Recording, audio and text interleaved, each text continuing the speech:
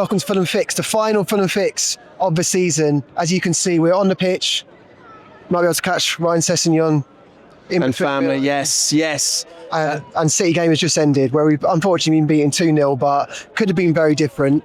It could have been very different, yeah. It's been an incredible season. Like, it's just been wonderful, and it has come to an end here at the Cottage, and the fans were incredible. You all stuck around, and there's been so many incredible moments as well. It's just record-breaking season for Fulham. It's a record-breaking season, points tally-wise. Sorry, Harrison Reed and his kid are just playing behind the camera here. It has been a highest points tally in the Premier League ever, so it is a record-breaking season, and we've got to have perspective on that, because there's a feeling of we could have won something, but we have to remember that.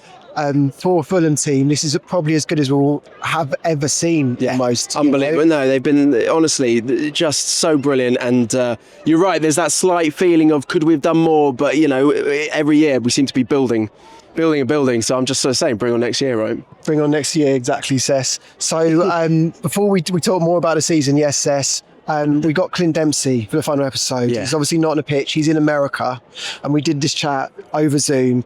I would say probably in terms of being visceral, engaging, it might be the best one we've ever done. It was nice to have Clint to have that space and time to talk. It almost worked over Zoom because he had the space of the floor, didn't he, to really chat. I was worried because I thought, Zoom, we know, Zoom notoriously is quite tricky sometimes with interviews, and I thought, we're not going to get the best out of him. We're going to lose that slight personable touch that comes with a one-on-one interview, but not at all. It was brilliant, and he was super open, honest, and I think both me and you said afterwards, I think that's one of our favourites we've ever done. Definitely. So we've saved a really good one till last. So we don't want to stamp all over that, so we're going to throw to Clint, but when we come back the other side, we're going to talk about the numerous great moments this year. So we'll probably be talking about winning at Chelsea the first time since 1979. We might talk about beating Liverpool, the champions here, 3-2. We might talk about Sessegnon finding that incredible return. Form again. Unbelievable. We'll probably talk about Wilson at Old Trafford. Wilson being like an absolute nightmare to Brentford,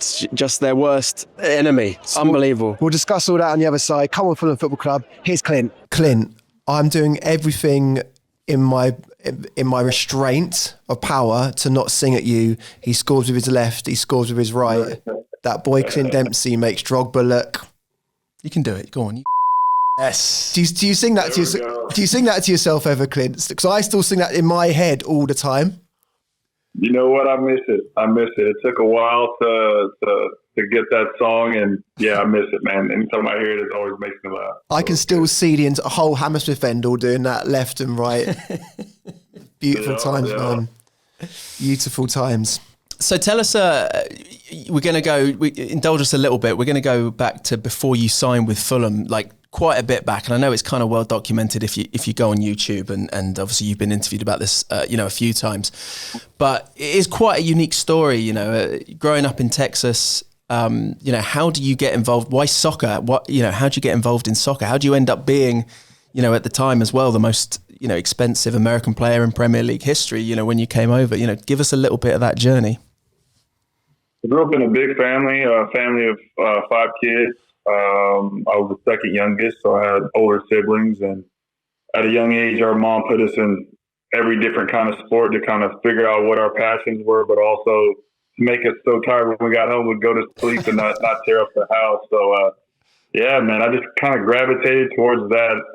It was the game that was the most continuous, not a lot of stoppages, and the feeling you got when you scored a goal was better than the feeling of making a touchdown or hitting a three-pointer or hitting a home run or something like that. So for me, by the time I was in 5th grade, I kind of made the decision I was going to go all in on it. And man, things just kind of worked out for me. Was it a popular thing, Clint? Would it have been a left field choice type thing, sport-wise? Not really. To put it in perspective, my dad had never played it. And so he was just kind of let's see how this goes, So he really couldn't give me much advice. He played baseball and was a linebacker in football. And, those were kind of his 2 sports. And growing up, my 2 kind of favorite sports were baseball and soccer, which were completely different.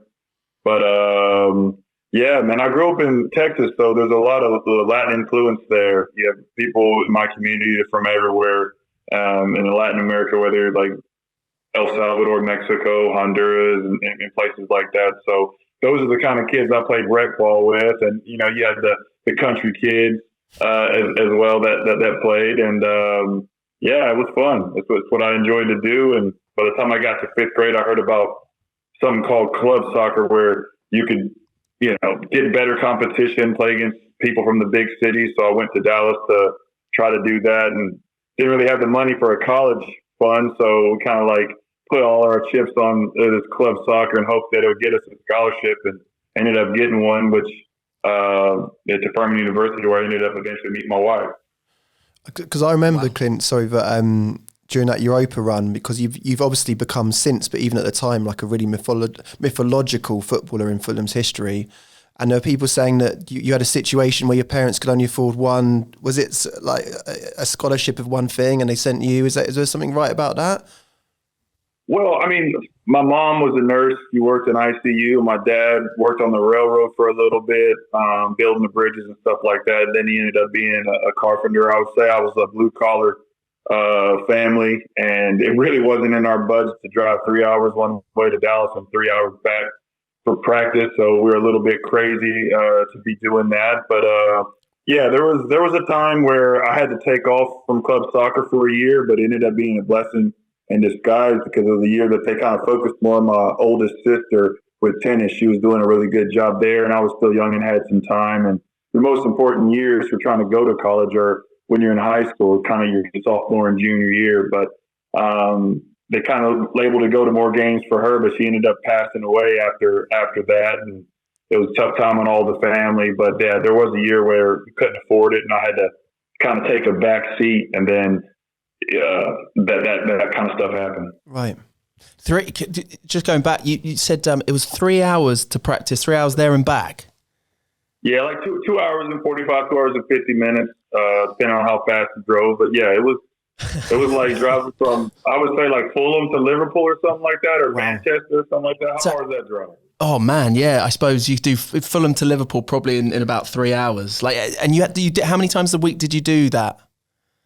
We only did it twice a week, so we do it on like Wednesdays and Saturdays. Wednesdays would be training, and Saturdays would be the games. Did that add to the pressure? You're like, okay, I better get really good at football. Yeah, I mean, we're putting in some miles here. You know what?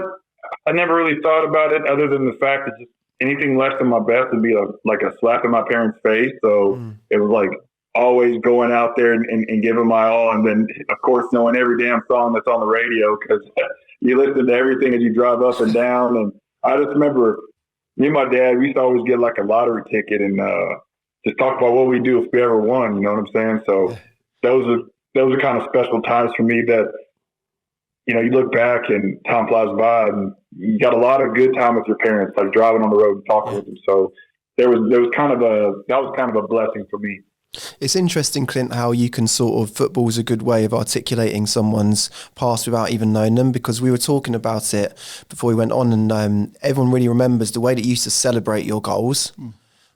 It was like this sort of avalanche of feeling would come out of you. Do you know what I mean? It would almost be borderline. It must have felt like relief or anger or joy or everything all at once.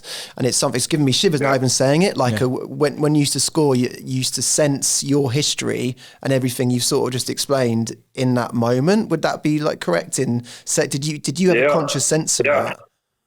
That's kind of really how I felt, man. I felt like things I ever got, I had to work for.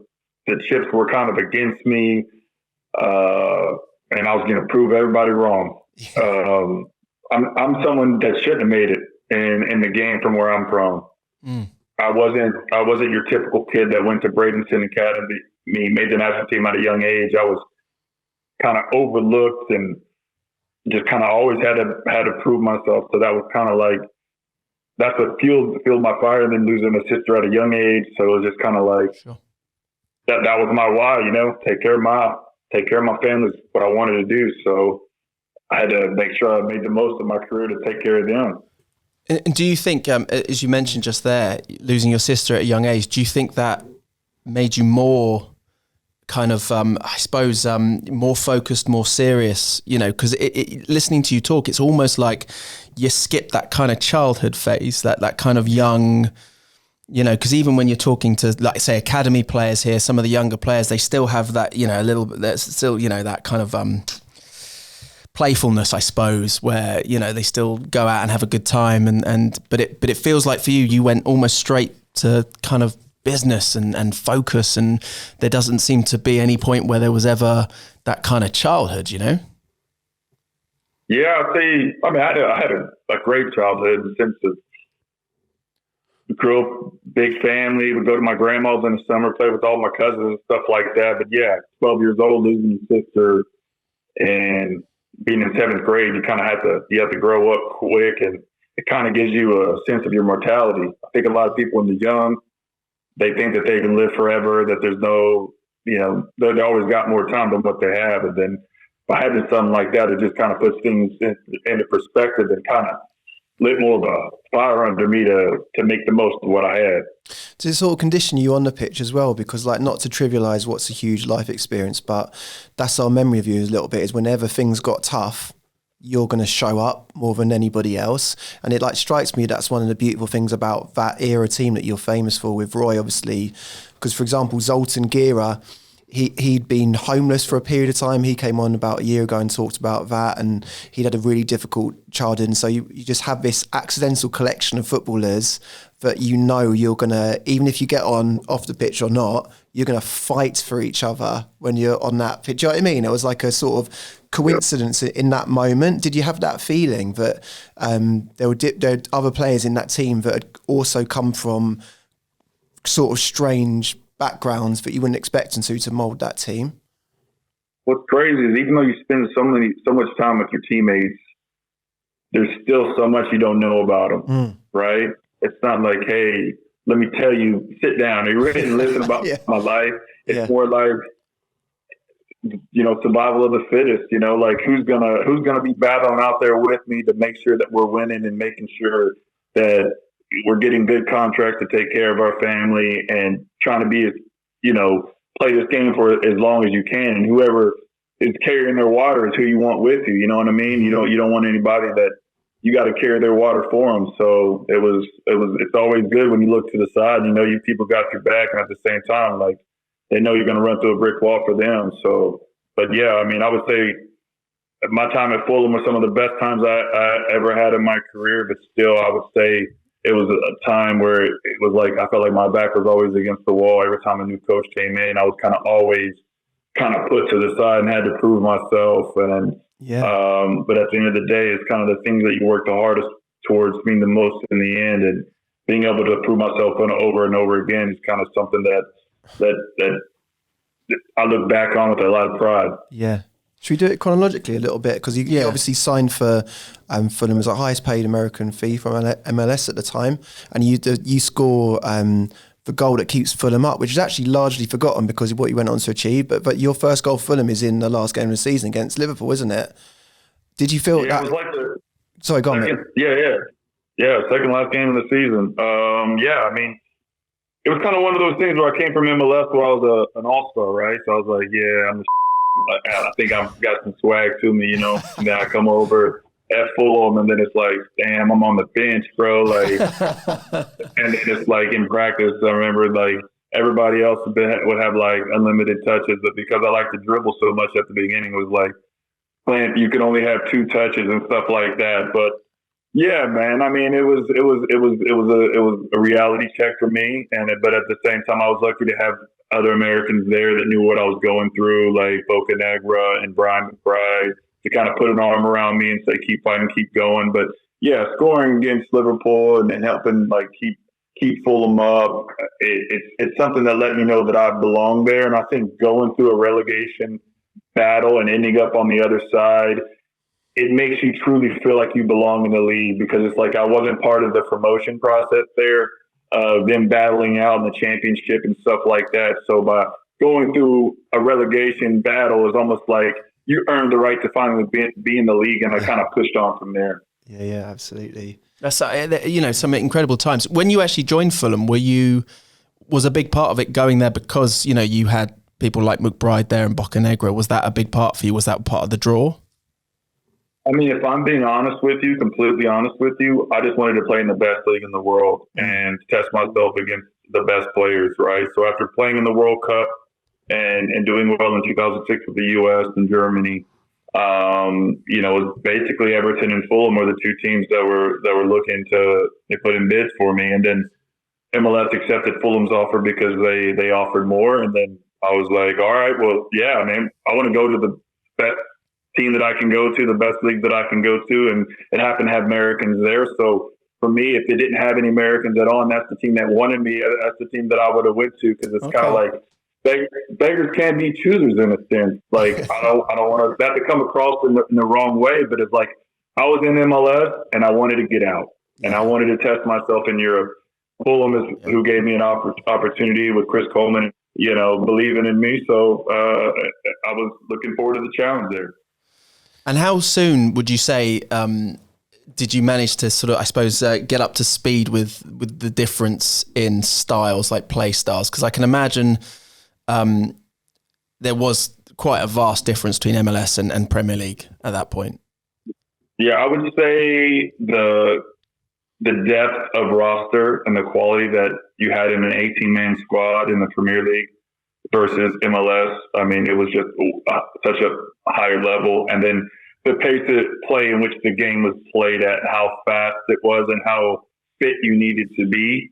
And then, so there was definitely an adjustment period for me to be able to stay performing at a high level and at such pace. And then being on a Fulham side at that time, it wasn't like we were dominating games in possession. So you were doing a lot of miles of dirty work and stuff like that. But I mean, I look forward to that challenge. I felt like I adjusted. It took a while, but I felt like once I, got that goal and it was starting to get minutes and prove my worth and get respect, it kind of went on from there.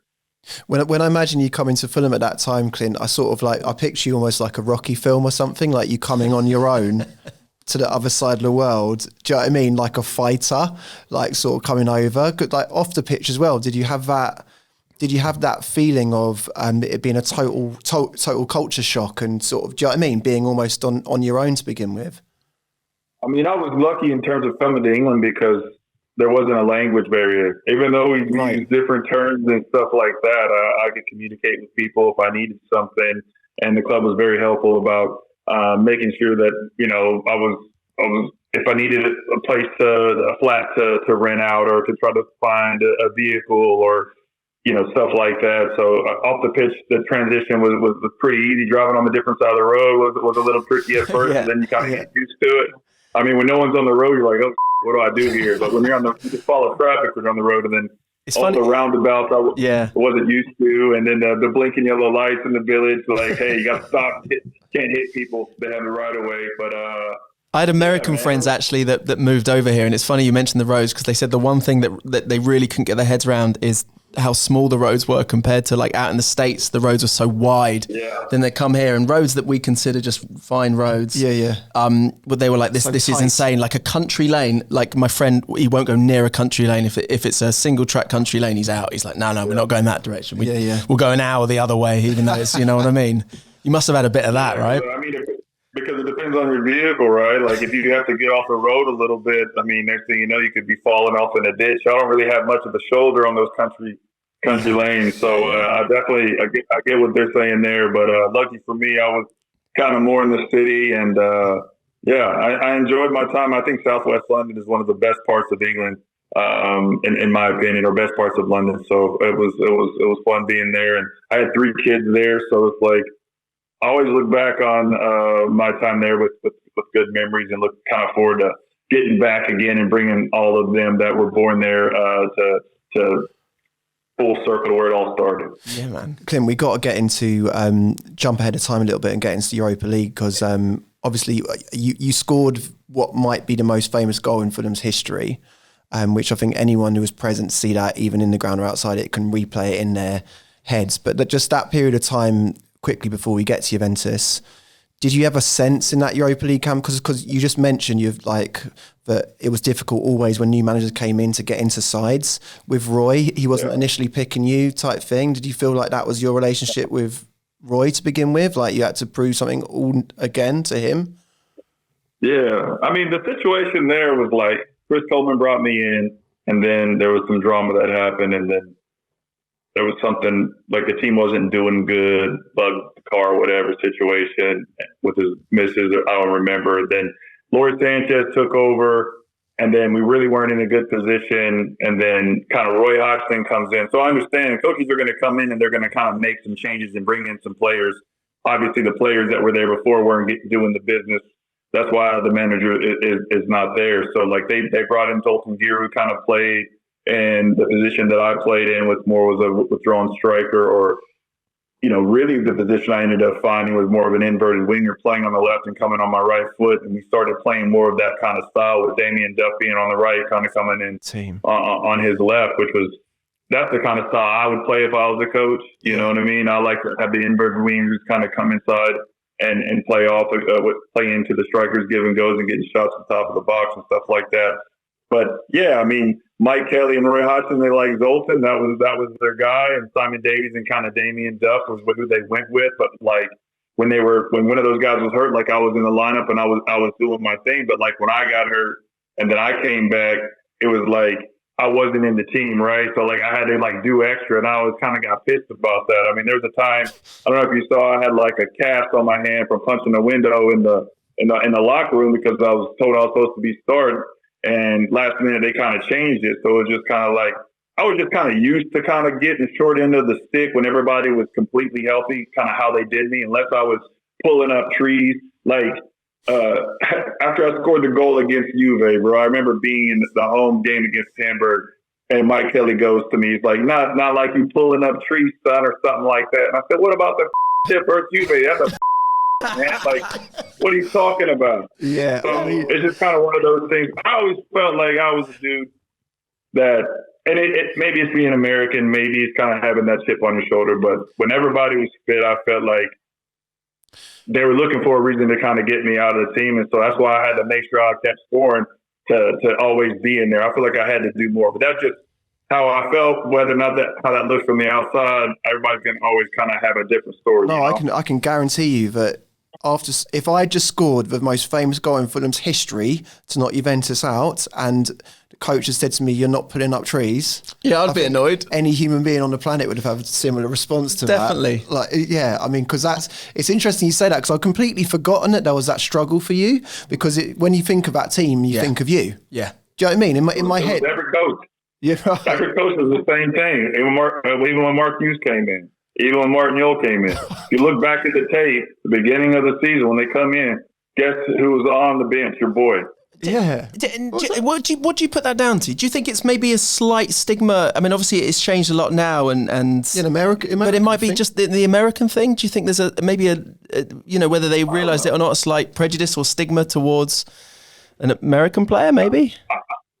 I just think you've got to bring in your own players as a manager, right? People that you want to have your kind of stamp on the team to be doing something different. So I don't take nothing away from what they're doing, but at the same time, I remember like one of the first games we had against like Bolton away or somebody. I forgot who we were playing with Mark Hughes, our first Premier League game away. But I was like, if you think you're going to having me on the bench and me being quiet and being a good soldier, you got the wrong one. Like, don't need to find another place for me, because it's starting to be like year 5 of this.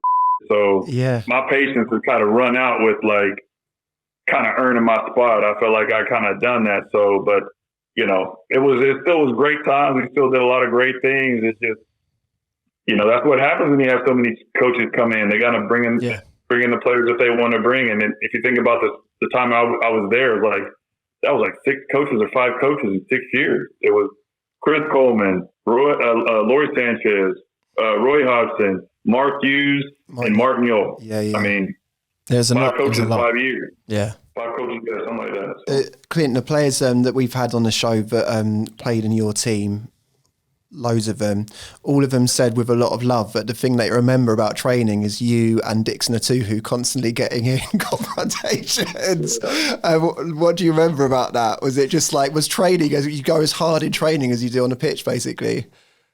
Yeah, I mean, it's like, who's going to do that? Who's going to be the alpha, right? Who's going to be the big dog in the yard? But I mean, everybody fought. You know what I'm saying? But I was definitely crazy, man. I mean, I fought like I got like it was life or death. Like I wasn't going to eat unless I played well. So, but I had a lot of people to take care of. You know what I'm saying? Like talk about some of the greatest things I did in my life. It's not things on the soccer field. It's what soccer allowed me to do. Tell my mom and dad, hey, y'all can retire. I got y'all. Yeah. Y'all go chill out. Y'all sacrifice so much for me. Y'all go, here's a lake house and y'all enjoy y'all's days.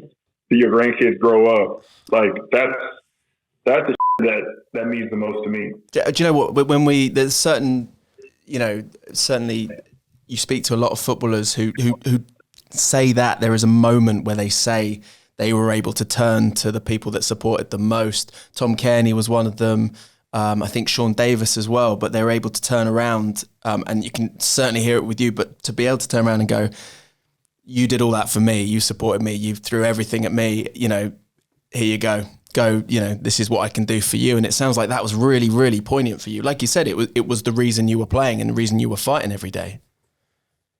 Yeah, I mean, you don't make it without them. Those are some long drives. There's some lot of miles, a lot of days on the road. So, but we me and my brothers and my sisters, we all did it together. I mean, it was a grind, but it takes a village to raise kids. So I appreciate my grandparents, and it definitely was a group effort. But yeah, man, those are some of the best memories I think back home. Clint, was there any part of you, just as you're saying that, it just occurred to me, was there any part of you that was just relieved when you retired just to not be carrying all of that? Because it feels like, even just talking, I can imagine being exhausted, like carrying all of that and playing. Do you know what I mean? Yeah, no, for sure. I mean, it's something that I always will carry. You know what I'm saying? I mean, I'm at peace, right? And like, my kids are good, my parents are good, but it's like, I always feel like, I don't know, the big brother, looking out for the fam, everybody good, trying to lead the way for your kids. Hopefully they can chase their dreams. But I mean, I fought until I couldn't fight no more, man. Having the 2 heart ablations when I was in with Seattle Sounders, I just couldn't dig deep and fight how I wanted to fight to be on the field. Like, why be on the field, or why be trying to go to a team or this team for a year to move your family around? It's never been my thing to play for a lot of teams. All I ever wanted to do was play the best team I could at the highest level that I could. I hoped one day I could play Champions League. I never got to do that. But I played in World Cups, represented my country. I mean, when I dreamed at night and used to pray about what I wanted to do growing up as a country boy in Nacogdoches, Texas, it was play for my country and score in the World Cup. And I got to not only get to do that, but I got to be the captain of the team in 2014 World Cup and get out of one of the group of deaths, I thought, in terms of Germany, Portugal, and Ghana, and get us to the overtime versus Belgium. Clint, because you mentioned it earlier, and it's like, honestly, there's so many stories about this and people that claim to have different sort of first-hand witness accounts of it. When you punched and did your hand in for that final, just tell us your version of events there, because we've been told it's such a famous story in Fulham history. We've got Danny Murphy's view of it, we've got Bobby Zamora's view of it, and it'd be really interested to get yours. What happened there? Yeah, I mean, when you have stories, there's like one person, the other person, and the truth is probably somewhere in the middle. But my version of the story was, I was told I was supposed to be starting in this game. And this is the final, right? Semi. The semi-final. This was the Hamburg. This was the Hamburg game at home. But I did, when I found out I wasn't starting in the final in the meeting, I did get pissed. Did you punch anything then? In front of everybody, I was like shaking my head. Mike Kelly's trying to look at me like, right, son, or whatever, and all that kind of stuff. But no, I was told that I was supposed to be starting the Hamburg game at home, and Mark Monter's like, "You're right, son." What did he say? He said, "You ready for something like that?" I'm like, "Yeah, I'm ready. When am I not ready?" Like, that's the dumbest question to ask. It's like, am I ready for a semifinal game versus Hamburg at home? And then I get to the stadium and I find out like I ain't playing. So I'm like, man, this. I went into the locker room and was talking to Roy Hodgson and Mike Kelly, like what I was telling. And they were saying this and that. And we decided to go with this player, this and that. I'm like, y'all got me up. Like, y'all think I'm going to be some good soldier? Like, I deserve to be starting here. This other person is not fit to go, even though they maybe got us to this position. But, like, how y'all not going to put me back in the team after you saw that I'm fit? Everybody else, when they got fit from injury and came back to the team, you put them back into the lineup. But for me, that wasn't the case. So that's why I was kind of heated. And I had the thing I told you about when we're talking about pulling up trees and all that. And I said, well, that's a giant red oak, you know what I mean? It got in his face. It was like, I was ready to fight everybody. You know what I'm saying? I ready to hit one of the coaches. They wanted it. They could have got it. Anybody could have got it. I'll tell you that. And then when I got to the locker room, I should have said this, but I said, you can't tell me there's 11 of you mother in here better than me. And then I went and punched through that little double glass window or something like that. And when I pulled my hand out, man, my damn thumb was all cut up, man. I still got stitches. I don't know if y'all can see that. I still got stitches to this day. Yeah, man. On my thumb. And I went to Dixon 2 getting treatment. And the thing I said, look at these motherfuckers, let me do dishes. And then my was just bleeding all over the floor. So what they did is they just kind of stitched it up. They wrapped it up. I played, and the game came on as a sub. And the time that I was on the field, we ended up scoring a goal on a Simon Davies goal. The next morning, I had to go in and get surgery. I was lucky. I only tore like a certain part of the ligament, not enough that they had to do like complete like reconstruction. So I really got lucky as you could get. Hey, lesson learned, never punch glass. I'm gonna tell you all that. Never do none of that. You get up for real. And then the West Ham game, when I came back, I scored in that game, and I was doing like that. Yeah, of course you were. A bit of that, yeah. And I went over there and I went over there to Dixon to celebrate, and I was like, yeah. If you look back at the Stoke goal, I hit that volley, and for some reason I was supposed to be starting that game, but they're like, oh no, they try to make you feel good. We're gonna rest you, blah blah blah blah. And we were losing that game. I remember scoring. If you ever see me the Stoke game in the snow where I hit that volley, yeah. I'm looking over the sidelines. I'm looking at Mike Kelly and the coaches saying, yeah, y'all. Like, I shouldn't be playing. Like, a lot of times when you see me celebrating, I'm looking at them. I'm like, yeah. We remember that. We did think, so he does seem to be celebrating right at the coaches, kind of making that look. It's lovely to hear that honesty, man. Like it.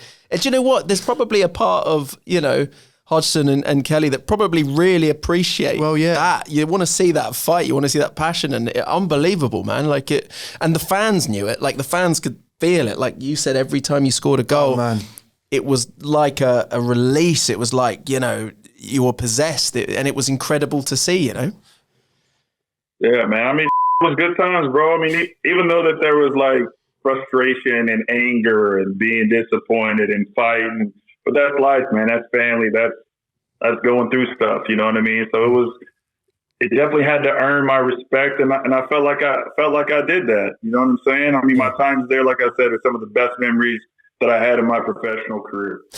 It's not really a question, Clint, just kind of keen to let you know that everyone that saw you play remembers you as that footballer, and like no matter about numbers and whatever and all that kind of stuff, which are great, obviously, that feeling that you left at Craven Cottage, I mean, it's still there. You can still feel it in the place, and that's a very rare thing. So the legacy you left there is really incredible. I appreciate that, man. I left some of the best years of my career on that pitch, man. I left my heart out there. I put some miles out there on the pitch for the team. And, as I got older, it wasn't as easy to be that two-way player. But if you look back at the tape, when I was playing left back under Roy Hodgson and Mike Kelly and Paul Conchesty's on left back, look how many times I'm doubling up on the winger and still trying to get forward to get assists and goals. Like, if you were an attacking player in that team, they played a little bit more defensive than I wanted to play. That's why I enjoyed my time under Mark Hughes and Martin Yo a little bit better, even though I learned a lot under Roy Hodgson and them.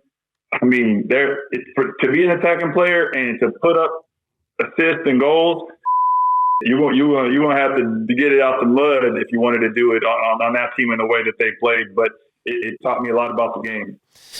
What happened with the there was a proposed move to Liverpool, which sort of no one knows is fact or fiction, but it almost got announced. Liverpool had to apologise. Beforehand, what happened there? They were playing Moneyball, so they weren't really trying to spend money on transfers after Jordan Henderson and Andy Carroll. So they was like, they're trying to do a trade, right? But then Jordan Henderson didn't want to do it. And then there was like, I think Aston Villa, they put a bid in. It's like, they were trying to be like, oh, we accept it. Like, I'm trying to go, like, Tottenham, no disrespect to Aston Villa, but at the time, Tottenham had a chance of maybe making Champions League. So it's like, all right, well then, but I wasn't going to go to, why am I going to go to Birmingham when I could be at Fulham where, you know, it's a great place to live. My family was born there. And Fulham is a good team. We had a good year last year. So it was either like try to play at a team that maybe could go Champions League or not. And then, you know, a deadline deal kind of got done at the last minute, but so it almost like he had to get ugly to make the move happen. But yeah, man. And then I tried to come back on loan. I wanted to end on a good note with that situation. And was that part of the reason for coming back, do you think? Because of clearing the air? I had other options to go to other places. And I wanted to come back and help Fulham out in that situation. Yeah. But when I was coming back, it was more like, all right, Martin Yule was going to be the coach. And this is who I played for before. And I'm going to try to come help Fulham out. And, you know, I want things to end on a kind of different level. Yeah. But when I came back, it was Renee Muhlstein who was the coach. And, like, I never played with him. I didn't really have any type of relationship with him. Sure. And the team really wasn't the same in kind of how things operated in this style. And then Felix Magath, or I forgot how to even pronounce his name, came in, and it was just like, bro, this is crazy. Like, all this stuff that's going on in such a short amount of time. And it's like, I tried my best where I could when I was there, but it was like my loan was only for like till March. It wasn't going to be all the way to May. And the way things were going, it wasn't like, you know what I'm saying? So at the end of the day, man, I try to come back and end on better terms with everybody, but it just didn't work out. You know what I mean? It wasn't how I envisioned it happening. I tell you what, when you're saying it like that, I mean, you must be, we should probably find this out, but you must be one of the Fulham players to have played under the most managers. Yeah. Because when you say it like that, it was 5 your first time round, then you come back and then it's... And then 8 managers in 3 months. Yeah. I mean, sorry, three managers. Yeah, so 8 total. In 3 months, but 8 managers in my whole time there. Even that. I mean, I can't imagine there's many other Fulham players that have played under that many managers. Do you remember? I mean, I can't remember at what point Mullenstein leaves and Magath comes in. But did you have much experience with Felix? I mean, obviously his stories have become slightly like kind of stuff myth. Really. He came in and it was his way or the highway, right? So like I remember one time we were doing these runs in warm up where you had to like sprint down this hill or something, and it's like we wanted everybody to be all out sprinting. And then when I first came over, I was coming off of a calf injury, a grade 2, so it was kind of like getting a little bit older. I was 31 at the time, and the MLS schedule it beats your body up playing on turf and all the travel you do and stuff like that. So, I was just being careful how I warmed up, and wasn't going 100% like sprinting down this hill. And I remember I got dropped from the 18 and he wanted to meet with me. And I remember meeting with him. I was like, you know what? I feel what you're saying, but like, I'm only here till March, right? Like I'm learning a lesson from you, but it's like, like I'm not going to be here for a long time. So it's like, I don't know if that's, really, really moving the needle here, but I just remember all the running that we had to do if you didn't make the team on the weekends. And, bro, it was tough, but I mean, I tried my best, man. I played a few games, got in, and we just weren't able to get things right during my time when I was there, and it was just too much changing in such a short amount of time that it was hard to do something good there. Clint, out of the 8 managers you played under, who was the best? And dare I ask it, who was the worst? Okay. That's a great question. That is a great question. I'm very excited for this. The manager who I enjoyed playing the most under was Martin Yole because of my season that I had. Sure. The manager that I learned, I guess, more how to be a two-way player was Roy Hodgson. The manager that just commanded respect when he walked through the door and could demonstrate, just like Mark Hughes, man, just the way he kind of carried himself. I just had a lot of respect for him. I enjoyed my time like playing under him. Chris Coleman was just, it just kind of went, I didn't really have much time with him, right? Sure. And then Lori Sanchez was, man, she's different, bro. I don't want to hate on him, but bro, he was different. I'll probably say he was probably the worst. That was like a verse. It was poetry, man. That was. Yeah, it was brilliant, man. I'll go for every single manager. Oh man, that's great. Can I just quickly, I know it's going back in time again, I just want to get from you how you remember Juventus. Yeah. Like, how do you remember, if I say it to you now, can you remember that goal happening? Do you remember how it all feels? Do you remember Yeah, for sure. I remember everything. I remember the injury against Blackburn that kept me out for 8 weeks. And Roy Hodgson coming out to the press and thinking he said, I done my ACL. I'm like, bro, you're not a doctor. Why are you even giving an evaluation of what's going on, bro? When I think about Roy Hodgson, I think about when it's cold outside and he's wearing his long johns out there kicking the ball. Like, come on, like running around. That guy was a trip. But, I mean, I remember that was one of the first games back for me. And I remember wearing some shoes, some boots that I wasn't supposed to wear. Nike was releasing on the weekend. Oh, yeah. And this was a Thursday game. I almost got the Nike rep from America fired for it. And yeah, I just remember going in the game and I'm not just thinking, you know what, I'm going to try to get a shot off. I'm going to try to like make something happen. That's just kind of how I always was. And yeah, I always like kind of tried, got lucky. If I did that 10 times, I would 9 times out of 10, I'm up, right? It was just kind of one of those situations that it was meant to be for me. So yeah, it was a great goal. I remember just watching it in slow motion and not knowing what to do. I remember running behind the goal and being like, oh, not much room back here. And I'm like, knocked the microphone out of the way so I wouldn't trip on it. And, but no, I just remember the energy that the crowd had. And yeah, the way that we came back after them scoring early in that game, the aggregate that we were on, it was crazy. It goes down genuinely as probably the greatest game in Fulham history. And like, not only was it an important goal that took us over the edge, the goal that we needed to progress, the style of it, did you know the moment you had hit it that it was going in, or did you have to wait like the rest of us to see it hit the back of the net? If you watch me on the play, like I'm never even looking at the goal before I kick it. I just know the goal is kind of in that direction, and I was like, I'm gonna try some right. And then after I chipped it, it's like, you know how you play golf, you're like looking down at the ground, try not to lift your head up, and then after you've waited for a second, you finally look up and that going perfect. And it's just going, and you're like, oh, that might go in. And so, like when it went in, it was just like, holy hell, dude, we did it, bro. Like if we can hold this off, we'll win. And I think there might have been a scare where they almost came back in the dying minutes, or maybe a goal that was called offside. I don't remember, but I just remember like, bro, we came back and then get into Hamburg and then get to the final, and just like you don't have many chances to, playing a big final. We weren't unable to kind of get it done. And that was around the time all that volcanic ash was in the air, and so you couldn't really fly home. So like I was like rushing to try to get to fly home and stuff like that. But yeah, man, that was an awesome year. That was a fun year. I would say that year, Mark Hughes, Martin Yole were the 3 best years. Love that. It's like when I was talking about your footballing career being like a Rocky film. That's how you'd end it. That ball just going into the net after you dink it, man. Before we let you go, Clint, because you've been so good with your time, James at Fulham here has just passed me a picture of you all. This photo was given to us by Jimmy Bullard. Where is this? Is this after the Great Escape?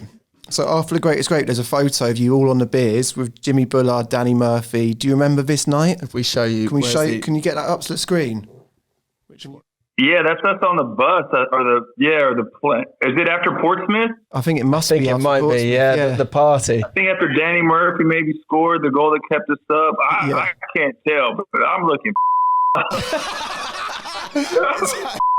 Oh, I gotta tell you something, bro. If you ever noticed that when I did that celebration where I like my heel and I do that, I wore like some lime boots and people were giving me about it, and I was like, nah, man, that's just me popping a Corona with these limes. So if you saw me doing celebrations like that, that was me drinking off some Coronas. Because of those. Nice. Yes. There we go. We got an answer to that. Do you know, that was one of our questions, was asking about that celebration as well. So that's great, man. Yeah. Before we let you go, Clint, you've been amazing. Thank you so much. Thank you, man. It's been a joy. It really has. And I know Fulham fans of every generation are just going to really appreciate you gave your time, man, and we remember you so fondly. Quickly, what's your top 3 goals you scored for Fulham? Oh, okay. Man. I would say the first one versus Liverpool, just because of the significance, the importance of it. The chip that we talked about, coming back from injury, World Cup year, big moment, and we still talk about it to this day. Oh, man. And then the third one, Stoke. I'd probably say the volley against Stoke, because can you do it on a cold night in Stoke when it's snowing? And the answer is yes. So I probably say them 3. Come on, man. Them 3 right there. That's brilliant. I also want a little shout out because you've managed to beat Bobby Zamora, I believe.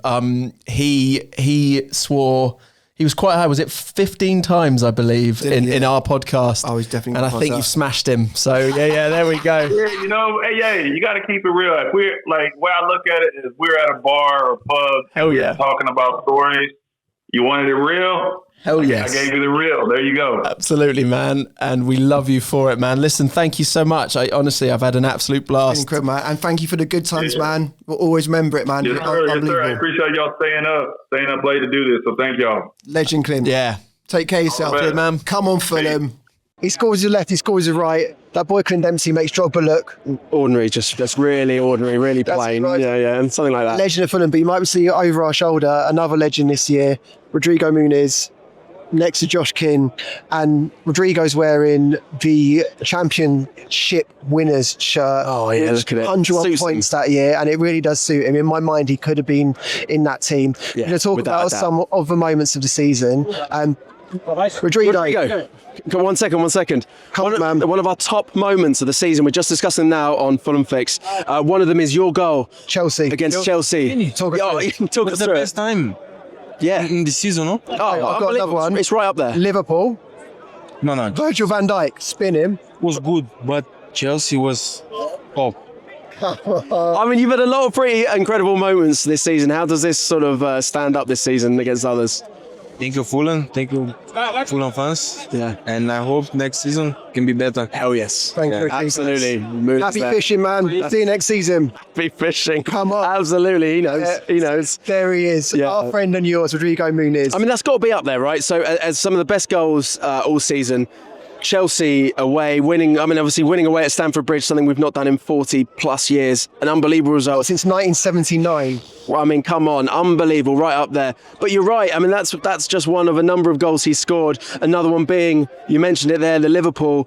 Making Van Dijk just look. If I can just zone in on that a second, I think that was an important moment of the season because we just the week before we'd had heartbreak here against Crystal Palace, and to bounce back the week after that and beat the champions Liverpool 3-2 at a point when they'd only lost one game the entire season, really shows you what the ceiling of this football team is. And just to have, like, in the last couple of months, a result like that, I think is something, just a nugget, a carrot going into next season to feel like we can achieve much more even than they've achieved this year. Ivan, give me another moment of your... Another moment, one of my favourite moments. Obviously, the feel-good signing possibly of this season was bringing back Cess. He is Fulham through and through. He is one of our own. But it was a tricky start to the season for him. We didn't see too much of him. I know you're struggling with fitness, and I don't know anyone that was not chomping at the bit. Not one fan here that wasn't willing him to become just like a fraction of the player we knew he could be. And he did, man. And that's the wonderful thing about Marco Silva is he's brought the best out of him. We watched him over there with Spurs, and they weren't using him right. We knew they weren't using him right.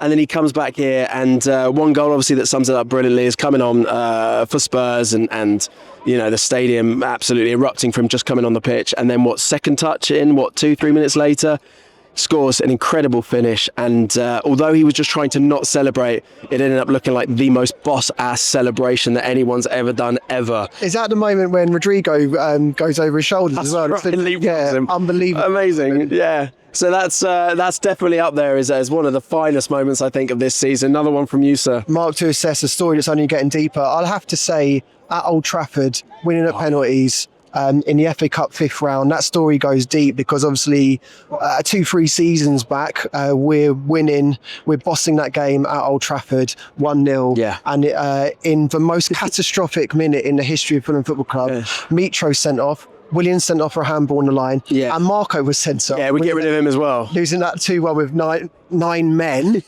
Or even 3-1 in the end. But anyway, it was a story that needed to be righted. Yeah. And we righted it this year at Old Trafford. A game that you just felt like from the history of Fulham Football Club that we were going to lose in heartbreaking fashion. Yeah. But it goes to show the character, the way we took our penalties, so calm. Even when I'm feeling a bit rough since that moment, I'll just put those penalties on YouTube. So maybe we'll just cut quickly into a few of those pens. Willian, Berger, Raoul, love you all. But mostly, we love you, Bernd Leno, the best Fulham goalkeeper of a modern generation. Super Leno and goal. Okay, yeah, no, I know that you were there as well, and you said it was one of the best away atmospheres you've ever been part of. I was there, and I've got to say, my knees jumping up and down when that happened. So he's now got knee issues because of Bernd Leno, Super Bernd Leno. I think probably should we go? I'll go from definitely my top moment. I would love to hear. Which is a number of people's top moments, but it's Brentford here at the Cottage. I mean, it can't not be, can it? 1-0 down, and then Lord Harry Wilson comes on, and was it 92nd minute and 96th minute, I believe? Yeah. Just wins the game for us, and quite rightly so. We were incredible, and how we hadn't scored at that point was just didn't make any sense. But what a way to do it. And I remember, just a little side note, I was being filmed, just a day in the lifestyle thing they were doing for social media, and the guy Ollie that was filming me said at around sort of 85-minute mark, he said, at the moment I've got 85 minutes of you looking miserable. Right. And then what ended up happening was 2 injury time goals, and it ended up being just one of the most beautiful moments in modern Fulham history. And Ivan, I have to say, bookended by doing almost exactly the same thing at Brentford a few games ago, where it was Kearney and Wilson in almost the same amount of time, 2 minutes to win that game as well. So we've been so spoiled. I could run through so much more. 6 points against Newcastle. I mean, off the top of my head, winning here 2-1 against Forest when they were in the top 4 at that time. They were flying. That was a massive game. Palace as well as another one. Oh, I can first time round. Don't ignore that. Yeah, don't worry about that. Yeah, not here. No, we don't. And other things I would just quickly like to say: Sasha Lukic and Berger in the midfield. I think that we were worried about without Polinia how we were going to cope this year in a sort of much more subtle way. They've done a fantastic job for a core of a season in that midfield. Josh King's been introduced into the side. I think that's going to be really exciting next year. Anthony Robinson's in for a shout of being Player of the Year again this year. Burnt as well. Calvin Bassey, I think, has been a revelation this season, especially breaking forward with instincts like randomly. So we got a Fulham character for life there. And even Marco Silva, what was his famous words? It's only going to get better. That's what he said. It's not a bad place to leave it, is it? It's not a bad place to leave it. Oh, that's actually a better place to leave it. Yeah, go on. Fulham Fix has had over 3 million views on YouTube this year. We've had over 100,000 podcast downloads. We started the season with Roy Hodgson. We've ended it with Marco Silva and Clint Dempsey in a 1975 list. It's been a mad joy. It's a beautiful thing to grow this.